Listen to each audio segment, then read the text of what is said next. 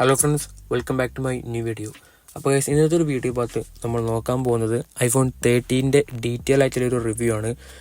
നമ്മൾ ഓൾറെഡി ഈ ഒരു ഡിവൈസിൻ്റെ വീഡിയോ ചെയ്തിട്ടുണ്ട്. സോ കുറച്ചുകൂടി കാര്യങ്ങളൊക്കെ ആഡ് ചെയ്ത് അത്യാവശ്യം ലേറ്റസ്റ്റ് ആയിട്ട് ഉള്ള കാര്യങ്ങളൊക്കെ എക്സ്പീരിയൻസും കാര്യങ്ങളൊക്കെ ആഡ് ചെയ്ത് ചെയ്യുന്നൊരു വീഡിയോ ആണ്.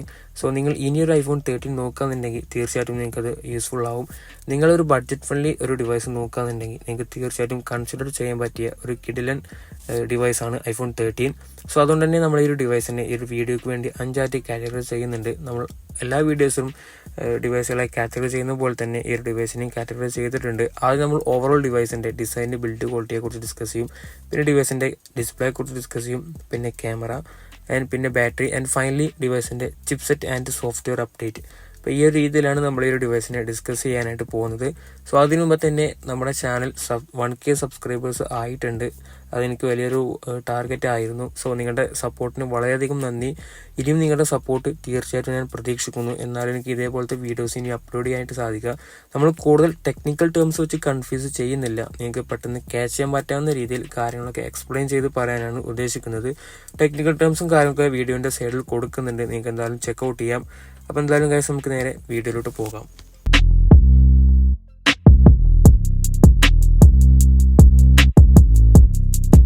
അപ്പോൾ ഗൈസ്, നമ്മൾ ആദ്യം തന്നെ ഡിവൈസിൻ്റെ ഡിസൈനും ബിൽഡ് ക്വാളിറ്റി നോക്കുകയാണെന്നുണ്ടെങ്കിൽ ഈ ഒരു ഡിവൈസിൻ്റെ ഡിസൈൻ എന്ന് പറയുന്നത് ഇപ്പോഴും പ്രീമിയമായി നിൽക്കുന്ന ഡിസൈൻ തന്നെയാണ്.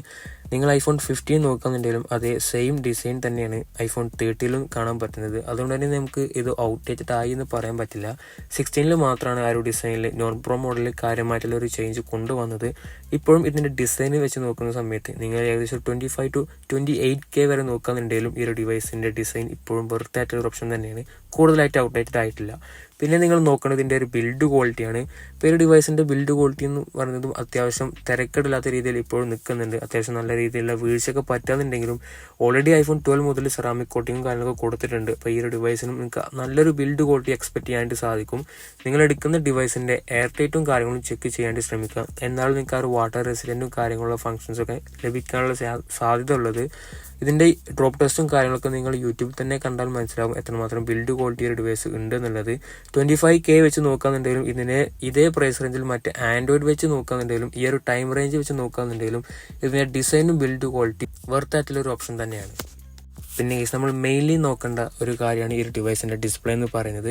6.1 ഇഞ്ചിൻ്റെ super retina XDR OLED 800 nits HBM 1200 nits peak ബ്രൈറ്റ്നെസ്സും പോകുന്ന നല്ലൊരു കിടിലൻ നോച്ചോടുകൂടി വരുന്നൊരു ഡിസ്പ്ലേ ആണ്. അത്യാവശ്യം നല്ല രീതിയിലുള്ള കളർ ആക്യുറേറ്റും കണ്ടന്റ് എൻജോയ്മെന്റ് കിട്ടുന്ന എക്സ്പീരിയൻസും ഒക്കെ ഇപ്പോഴും നല്ല രീതിയിൽ നിൽക്കുന്ന ഒരു ഡിവൈസാണ് ഐഫോൺ 13 എന്ന് പറയുന്നത്. സോ നമുക്കിവിടെ 60 ഹെർട്സ് ആണ് എക്സ്പെക്ട് ചെയ്യാൻ പറ്റുന്നത്. അതിപ്പോൾ ഐഫോൺ 16 നോക്കുകയെന്നുണ്ടെങ്കിലും നമുക്ക് 120 ഹെർട്സിൻ്റെ ആ ഒരു റിഫ്രഷ് റേറ്റും കാര്യങ്ങളും കൊടുത്തിട്ടില്ല. അപ്പോൾ അതുകൊണ്ട് നിങ്ങൾ ഇത് ഉപയോഗിക്കുന്ന സമയത്ത് വലിയ കാര്യമായിട്ടുള്ള ഒരു ഡിഫറൻസ് ഒന്നും നിങ്ങൾക്ക് ഫീൽ ചെയ്യില്ല. നിങ്ങൾ ഓൾറെഡി ഒരു 120 ഹെർട്സുള്ള ഡിവൈസ് ഐഫോൺ യൂസ് ചെയ്യുന്നവരാണെങ്കിൽ നിങ്ങൾക്ക് അത് നല്ല രീതിയിലൊരു വ്യത്യാസം വരും. പക്ഷേ നിങ്ങളൊരു ബഡ്ജറ്റ് ഫ്രണ്ട്ലി നിങ്ങളൊരു ഐഫോൺ നോക്കുകയെന്നുണ്ടെങ്കിൽ ഇത് വലിയൊരു വിഷയമുള്ള കാര്യമല്ല. ഇപ്പോഴും ഇതിൻ്റെ ഡിസ്പ്ലേ എന്ന് പറയുന്നത് അത്യാവശ്യം നല്ല ബ്രൈറ്റ്നസ്സും കാര്യങ്ങളൊക്കെ ലഭിക്കുന്നുണ്ട്. അത്യാവശ്യം നല്ല കളർ ആക്യുറേറ്റും കാര്യങ്ങളും ലഭിക്കുന്നുണ്ട്. ഏകദേശം ഐഫോൺ 12 Pro ഒക്കെ വെച്ച് നോക്കുന്ന സമയത്തും ഇതിനേക്കാൾ കുറച്ചും കൂടെ ബെറ്ററായി നിൽക്കുന്ന ഒരു ഡിസ്പ്ലേ തന്നെയാണ് ഐഫോൺ 13 എന്ന് പറയുന്നത്. നിങ്ങൾക്ക് തീർച്ചയായിട്ടും ഇപ്പോഴും ഈ ഒരു ഡിവൈസ് കൺസിഡർ ചെയ്യാം. പിന്നെ നമ്മൾ മൂന്നാമത്തെ ഡിവൈസിൻ്റെ ക്യാമറ നോക്കുകയാണെന്നുണ്ടെങ്കിൽ ആദ്യമായിട്ട് സിനിമാറ്റിക് മോഡ് കാര്യങ്ങളൊക്കെ ഇൻട്രൊഡ്യൂസ് ചെയ്ത ആദ്യത്തെ മോഡലാണ് ഐഫോൺ 13 സീരീസ് എന്ന് പറയുന്നത്. അത്യാവശ്യം നല്ല ഫോട്ടോസും വീഡിയോസും നിങ്ങൾക്ക് ഒരു ഡിവൈസ് വെച്ച് എടുക്കാനായിട്ട് സാധിക്കും. കൃത്യമായി പറയാമെന്നുണ്ടെങ്കിൽ 4Kയിൽ നിങ്ങൾക്ക് 60 FPS 1080pയിൽ 240 FPS അതേപോലെ തന്നെ HDRലും നിങ്ങൾക്ക് 60 FPS നല്ല ഫോട്ടോസും വീഡിയോസും അതേപോലെ തന്നെ മറ്റ് വൈഡ് ആംഗിളും അതേപോലെ അൾട്രാ വൈഡ് ആംഗിളും വെച്ച് നിങ്ങൾക്ക് നല്ല ഫോട്ടോസും എടുക്കാൻ പറ്റിയ നല്ലൊരു കിടിലൻ ക്യാമറ സെറ്റപ്പ് തന്നെയാണ് ഐഫോൺ 13 ഉള്ളത്. സോ ഇതിൻ്റെ ഒരു ക്യാമറ സാമ്പിൾസും കാര്യങ്ങളൊക്കെ ഞാൻ എന്തായാലും സൈഡിൽ കൊടുക്കുന്നുണ്ട്. നമുക്കിവിടെ ലൈഡർ സെൻസറും കാര്യങ്ങളൊന്നും ലഭിക്കുന്നില്ല. അത് ഐഫോൺ 12 Pro ഒരു പ്രോ മോഡൽ ഡിവൈസിലാണ് കൊടുത്തിട്ടുള്ളത്. നമുക്ക് ഓവറോൾ ഈ ഒരു ഡിവൈസിൻ്റെ ക്യാമറ എന്ന് പറയുന്നത് നിങ്ങൾ 25 to 30K വരെ പ്രൈസ് റേഞ്ചുള്ള മറ്റ് ഡിവൈസുകളായിട്ട് കമ്പയർ ചെയ്താൽ പോലും മറ്റു ആൻഡ്രോയിഡ് ഡിവൈസുകളായിട്ട് കമ്പയർ ചെയ്താൽ പോലും നിങ്ങൾക്ക് അതിനേക്കാൾ ബെറ്റർ ക്വാളിറ്റി ഉള്ള ഒരു ക്യാമറ സെറ്റപ്പ് നിങ്ങൾക്ക് ഈ ഒരു ഡിവൈസിൽ ലഭിക്കും. അത് ഈ ഒരു ഡിവൈസിൻ്റെ പ്ലസ് പോയിന്റ് തന്നെയാണ്.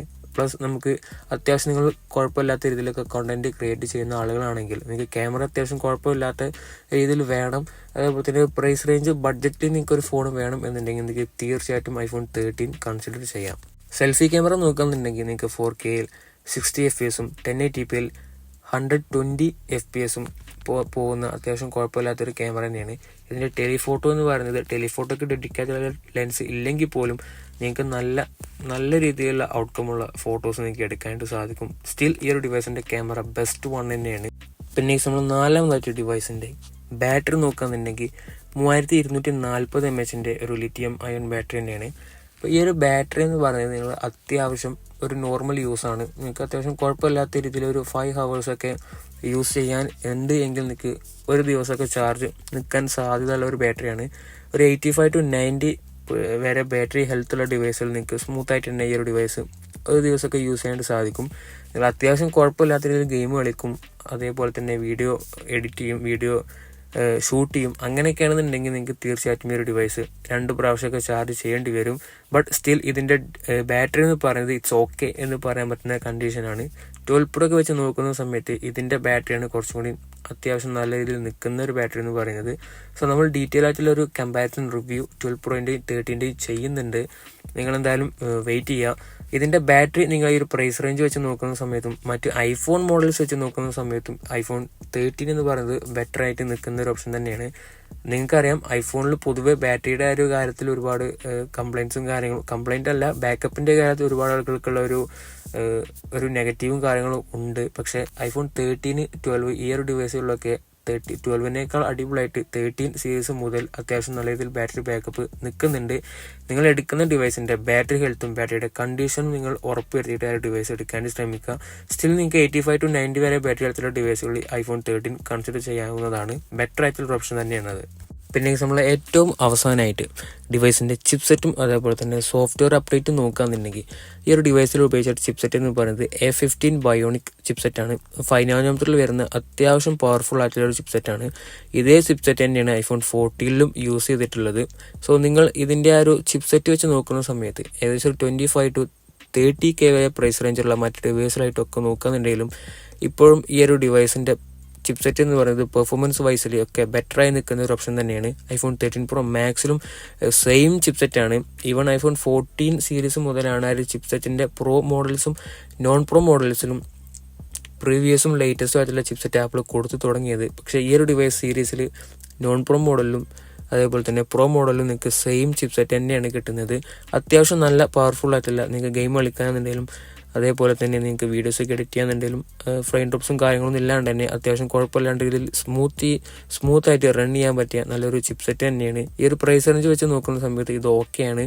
4GB റാമാണ് വരുന്നത് എങ്കിൽ പോലും വലിയ കുഴപ്പമില്ലാത്ത രീതിയിൽ നിങ്ങൾക്ക് കാര്യങ്ങളൊക്കെ അത്യാവശ്യം യൂസ് ചെയ്യാൻ പറ്റിയ ഒരു ബഡ്ജറ്റ് ഫ്രണ്ട്ലി ആയിട്ട് നിൽക്കുന്ന ഒരു ചിപ്സെറ്റ് തന്നെയാണ്.